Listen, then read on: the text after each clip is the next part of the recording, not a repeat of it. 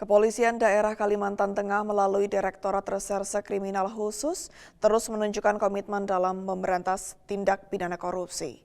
Sepanjang tahun penanganan perkara, Polda Kalteng berhasil mengungkap sejumlah kasus korupsi dan menetapkan 11 orang tersangka. Berikut Bribda Paula Christine melaporkan untuk Anda. Pemirsa, komitmen Kepolisian Daerah Kalimantan Tengah dalam memberantas tindak pidana korupsi di wilayah hukum patutnya diapresiasi.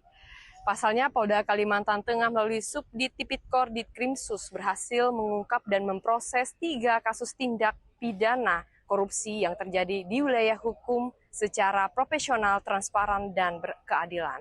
Dan berikut liputan selengkapnya.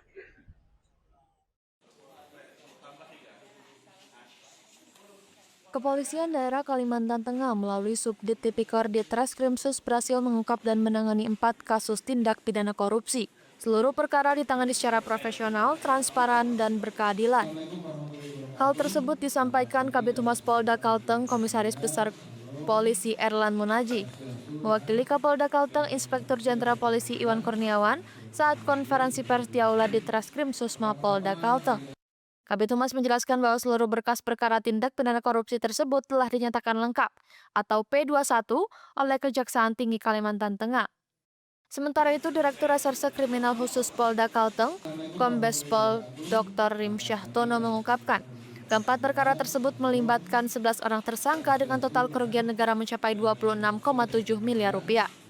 Seluruh tersangka akan dijerat pasal 2 ayat 1 atau pasal 3 Undang-Undang Tindak Pidana Korupsi dengan ancaman hukuman pidana penjara paling lama 20 tahun dan denda paling banyak 1 miliar rupiah.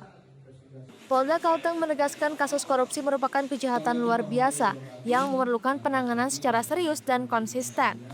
Penyidik masih terus melakukan pengembangan perkara dengan kemungkinan penambahan tersangka.